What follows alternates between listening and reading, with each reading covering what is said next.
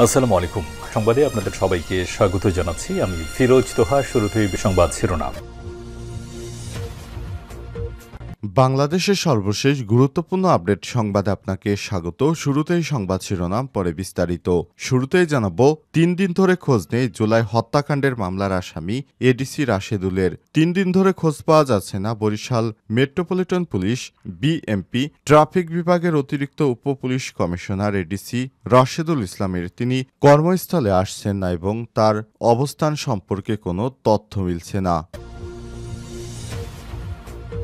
এরপর জানাবো, operation devil হান্টে আওয়ামী লীগের সহদপ্তর সম্পাদক গ্রেপ্তার।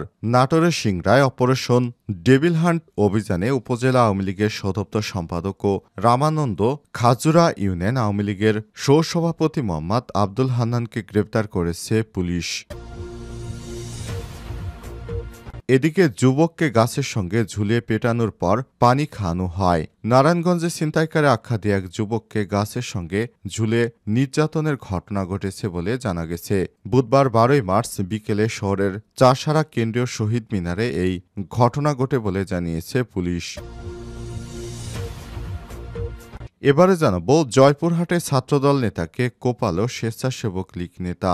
জয়পুরহাট শহরে ছাত্রদলের যুগ্ম আহ্বায়ক পিয়াল আহমেদ বিপ্লবকে কুপিয়ে জখম করার অভিযোগ স্বেচ্ছাসেবক লীগ নেতার বিরুদ্ধে। বুধবার 12 মার্চ রাত 11টার দিকে শহরের বারোঘাটি পুকুর পাড়ের দক্ষিণ পাশে এই ঘটনা ঘটে। এবারে জানাবো, বিএনপির ভাইস চেয়ারম্যান হলেন নার্গিস বেগম এবং উপদেষ্টা হলেন আমিনুর রশিদ ইয়াসিন। যশোর জেলার সাবেক আহ্বায়ক মিসেস নার্গিস বেগমকে বিএনপির ভাইস চেয়ারম্যান এবং জাতীয় নির্বাহী কমিটির ত্রাণ ও পুনর্বাসন বিষয়ক সম্পাদক হাজী আমিনুর রশিদকে চেয়ারপারসনের উপদেষ্টা কাউন্সিলের সদস্য হিসেবে মনোনীত করা হয়েছে। দলের সিনিয়র যুগ্ম মহাসচিব রিজভী স্বাক্ষরিত এক বিজ্ঞপ্তিতে এই তথ্য জানানো হয়েছে। এবং সর্বশেষ জানাবো, পাকিস্তানে ট্রেনে জিম্মি সংকট সমাধানে গিয়ে নিহত 28 জন সেনা সদস্য। পাকিস্তানের বেলুচিস্তান প্রদেশে জিম্মি করা ট্রেনের সব যাত্রীকে সফলভাবে উদ্ধার করেছে দেশটির নিরাপত্তা বাহিনী। এই অভিযানে 28 জন সৈন্য নিহত হয়েছে বলে জানিয়েছে পাকিস্তান সেনাবাহিনী। খবর দ্য গার্ডিয়ানের। প্রিয় দর্শক, এতক্ষণ শুনছিলেন সংবাদ শিরোনাম, এবারে বিস্তারিত। তবে তার আগে বন্ধুরা, অনুরোধ থাকবে এই সংবাদটিতে একটি লাইক দিন। এই চ্যানেলে আপনি নতুন হয়ে থাকলে আমাদের সংবাদটি দেখতে দেখতে চ্যানেলটি সাবস্ক্রাইব করে রাখুন, যাতে করে বন্ধুরা আমাদের পরবর্তী লেটেস্ট আপডেট সংবাদগুলো সবার আগে আপনার কাছে পৌঁছে যায়। এবারে বিস্তারিত। 3 দিন ধরে খোঁজ নেই জুলাই হত্যাকাণ্ডের মামলার আসামি এডিসি রাশেদুলের। 3 দিন ধরে খোঁজ পাওয়া যাচ্ছে না বরিশাল মেট্রোপলিটন পুলিশ বিএমপির ট্রাফিক বিভাগের অতিরিক্ত উপপুলিশ কমিশনার এডিসি রাশেদুল ইসলামের। তিনি কর্মস্থলে আসছেন না এবং তার অবস্থান সম্পর্কে কোনো তথ্য পাওয়া যাচ্ছে না। Barishal metropolitan police commissioner Mohammad Shafiqul Islam জানিয়েছেন, রোববার পর্যন্ত কর্মস্থলে অনুপস্থিত রয়েছেন এডিসি রাশেদুল ইসলাম। তার সঙ্গে যোগাযোগ করা সম্ভব হচ্ছে না এবং তার অনুপস্থিতির বিষয়ে পুলিশ হেডকোয়ার্টার্সকে জানানো হয়েছে। জানা গেছে, জুলাই অভ্যুত্থানে শিক্ষার্থী হত্যার ঘটনায় দায়ের করা একটি মামলায় রাশেদুল ইসলামকে আসামি করা হয়েছে। পুলিশ সূত্র থেকে জানা গেছে, গত রোববার 9 এপ্রিল দুপুর 2টার দিকে নগরীর শীতলাখোলা ট্রাফিক অফিস থেকে কাউকে কিছু না বলেই বের হয়ে যান তিনি। এরপর থেকে তার মোবাইল ফোন বন্ধ পাওয়া গেছে। জুলাই অভ্যুত্থানে ঢাকার রামপুরা এলাকায় বিল্ডিংয়ের কার্নিশে ঝুলতে থাকা এক যুবককে গুলি করে পুলিশ। সেই ঘটনায় রামপুরা থানায় দায়ের করা মামলার আসামি এডিসি রাশেদ। ধারণা করা হচ্ছে, ঢাকার মামলায় গ্রেপ্তার থেকে বাঁচতে বরিশাল থেকে তিনি পালিয়ে গেছেন। প্রসঙ্গত, 2024 সালের সেপ্টেম্বরে বরিশাল মেট্রোপলিটন পুলিশে যোগদান করেছিলেন এডিসি রাশেদ। অপারেশন ডেভিল হান্টে আওয়ামী লীগের সহদপ্তর সম্পাদক গ্রেপ্তার।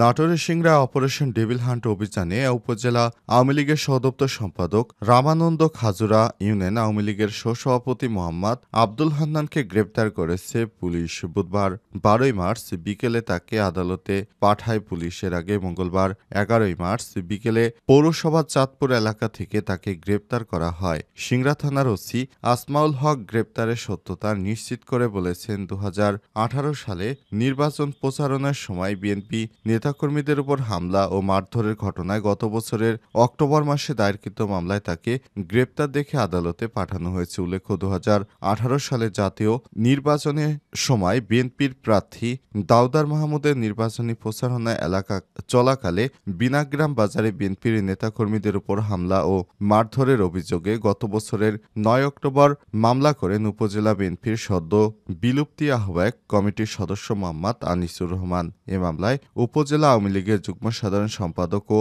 ইটালি ইউনিয়ন পরিষদের চেয়ারম্যান আরিফুল ইসলাম সহ 21 নেতাকর্মীর নাম উল্লেখ করে অজ্ঞাত আরও 20 থেকে 25 জনকে আসামি করা হয়েছে।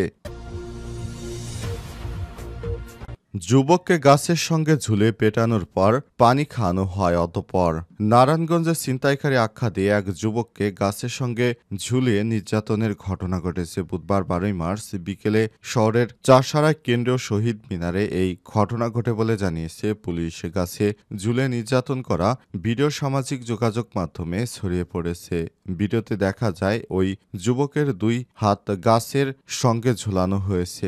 ঝুলানো অবস্থায় উত্তেজিত কয়েকজন যুবক তাকে লাথি ঘুষি মারছেন। এক পর্যায়ে ওই যুবককে পানি খাওয়ানো হয়। পরে এ ঘটনার ভিডিও মোবাইলে ধারণ করছিলেন অনেকেই। এই ঘটনার প্রত্যক্ষদর্শী শহীদ মিনারের আশপাশে চায়ের দোকানে আজাদ মিয়া বলেন, ছিনতাইকারী বইলা এক ছেলেকে মারতে মারতে শহীদ মিনারে নিয়ে আসা হয়। পরে তাকে গাছের বেঁধেও মারধর করা হয়। লাঠি রড দিয়ে পেটানো হয়। বেশ কিছুক্ষণ মারধরের পর তাকে ছেড়ে দেওয়া হয়। প্রায় সময় শহীদ মিনারে চোর ছিনতাইকারী আখ্যা দিয়ে মারধরের ঘটনা ঘটে বলে উল্লেখ করেন ওই চা দোকানি। কিশোর যুবক বয়সী ছেলেদের মারামারির ঘটনাও শহীদ মিনারে রোজকার হয়ে উঠে গেছে বলে জানান আশপাশের দোকানিরা।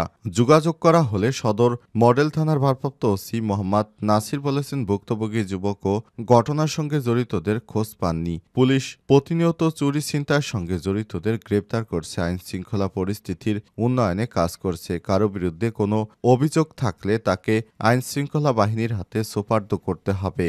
এ সময় তিনি আর বলেছেন, আইন নিজের হাতে তুলে নেবেন না। সেক্ষেত্রে যিনি আইন নিজের হাতে তুলে নেবেন তিনিও আইন ভঙ্গকারী হিসেবে চিহ্নিত হবেন। জয়পুরহাটে ছাত্রদল নেতাকে কোপালো স্বেচ্ছাসেবক লীগ নেতা। জয়পুরহাট শহরের ছাত্রদলের যুগ্ম আহ্বায়ক পিয়াল আহমেদ বিপ্লবকে কুপিয়ে জখম করার অভিযোগ উঠেছে স্বেচ্ছাসেবক লীগ নেতার বিরুদ্ধে। বুধবার 12 মার্চ রাত 11টার দিকে শহরের বারোঘাটি পুকুর পাড়ের দক্ষিণ পাশে এই ঘটনা ঘটে। আহত পিয়াল আহমেদ বিপ্লব 32 জয়পুরহাট শহরের ছাত্রদলের যুগ্ম আহ্বায়ক ও সদর উপজেলার ইসলামনগর এলাকার বাচ্চু মিয়ার ছেলে। পুলিশ ও স্থানীয় সূত্র থেকে জানা গেছে, বুধবার রাত 11:30টার দিকে জয়পুরহাট জেলা স্বেচ্ছাসেবক লীগের নেতা আনোয়ার হোসেনের নেতৃত্বে একদল চিহ্নিত সন্ত্রাসী ছাত্রদল নেতা পিয়ালকে কুপিয়েছে। এক পর্যায়ে পিয়ালকে কুপিয়ে জখম করে মৃত্যু নিশ্চিত ভেবে সন্ত্রাসীরা চলে যায়। পরে স্থানীয়রা পিয়ালকে গুরুতর জখম অবস্থায় উদ্ধার করে জয়পুরহাট 250 শয্যা বিশিষ্ট জেনারেল হাসপাতালে নিয়ে যায়। সেখানে তার অবস্থার অবনতি ঘটলে বগুড়া শহীদ জিয়াউর রহমান মেডিকেল কলেজ হাসপাতালে পাঠানো হয়েছে। জয়পুরহাট গোয়েন্দা পুলিশ ডিবি জাহাঙ্গীর হোসেন বলেছেন, সন্ত্রাসীদের ধরতে মাঠে রয়েছে পুলিশ। বিএনপির ভাইস চেয়ারম্যান হলেন নার্গিস বেগম, উপদেষ্টা হলেন আমিনুর রশিদ ইয়াসিন। যশোর জেলার সাবেক আহ্বায়ক মিসেস নার্গিস বেগমকে বিএনপির ভাইস চেয়ারম্যান এবং জাতীয় নির্বাহী কমিটির ত্রাণ পুনর্বাসন বিষয়ক সম্পাদক হাজী আমিনুর রশিদ ইয়াসিনকে চেয়ারপারসনের উপদেষ্টা কাউন্সিলের সদস্য হিসেবে মনোনীত করা হয়েছে। বুধবার 12 মার্চ দলের সিনিয়র যুগ্ম মহাসচিব রুহুল কবির রিজভী স্বাক্ষরিত এক বিজ্ঞপ্তিতে এই তথ্য জানানো হয়েছে। এতে বলা হয়েছে, বাংলাদেশ জাতীয়তাবাদী দল বিএনপির ভাইস চেয়ারম্যান হিসেবে যশোর জেলা বিএনপির সাবেক আহ্বায়ক মিসেস নার্গিস বেগম এবং চেয়ারপারসনের উপদেষ্টা কাউন্সিলের সদস্য হিসেবে বিএনপির জাতীয় নির্বাহী কমিটির ত্রাণ ও পুনর্বাসন বিষয়ক সম্পাদক হাজী আমিনুর রশিদ ইয়াসিনকে মনোনীত করা হয়েছে।